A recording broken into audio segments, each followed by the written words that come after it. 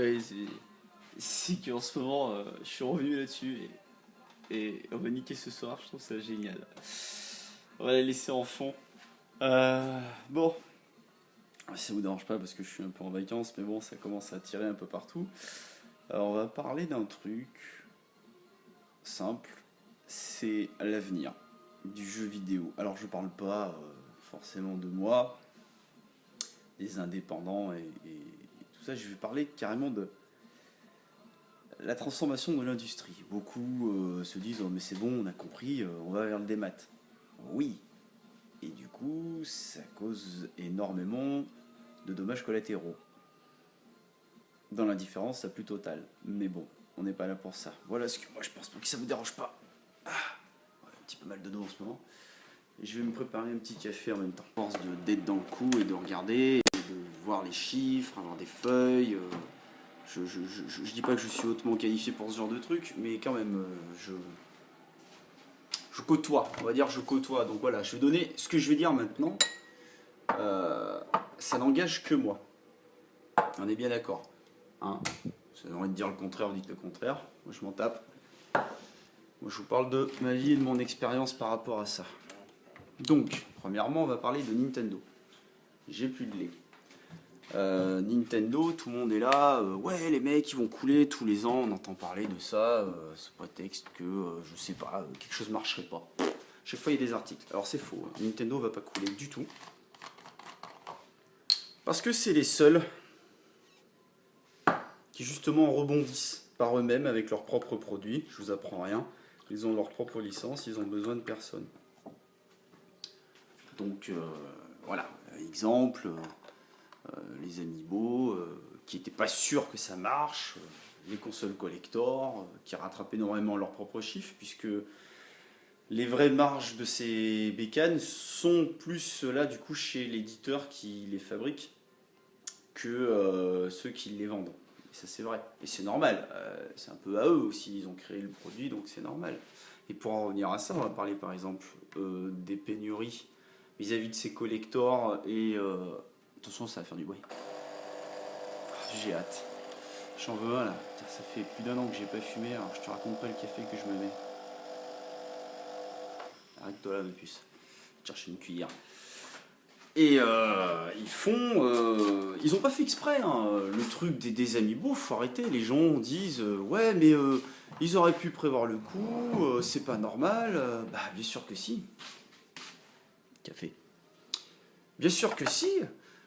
Il faut comprendre qu'après 2008, la crise, on est tous beaucoup plus frileux. C'est clair quoi. Éditeur ou vendeur. Donc on peut pas faire 10 000 amiibo d'une harmonie, clin d'œil, et se les retrouver après sur les bras alors que justement le système d'amiibo démarrait. Ça démarrait réellement, ça faisait vraiment pas longtemps. Donc, comme vous pouvez le constater maintenant, eh ben, tout sort en masse. Donc ça veut dire quoi? Ça veut dire qu'en fait ils ont fait un test comme n'importe quelle entreprise et que ça a fonctionné. Donc maintenant ils produisent. Il n'y a pas de rupture. Il y a eu des erreurs commerciales comme par exemple le Bayonetta Collector qu'on pensait qu'il n'y aurait pas de problème parce que j'admets, on travaille avec Nintendo, ça se passe super bien, hein. Ils assument tout quoi. Ils sont aux petits soins, une petite boutique quoi. Ils sont cool quoi. Je suis pas en train de faire de la lèche, mais Nintendo ça va quoi. Il n'y en a pas à se plaindre. Il est là, tout le temps, toujours. Il n'y a pas de souci. Le Bayonetta 2, bon, on a eu un petit peu pain avec eux, mais bon, ils ont pas été méchants après derrière. J'avoue que moi, j'avais fait un petit truc un petit peu salé la dernière fois sur ça, mais depuis, voilà, c'est passé. Donc Nintendo fait quoi? Teste un petit peu, tout simplement. La Majora's Mask Zelda, bah,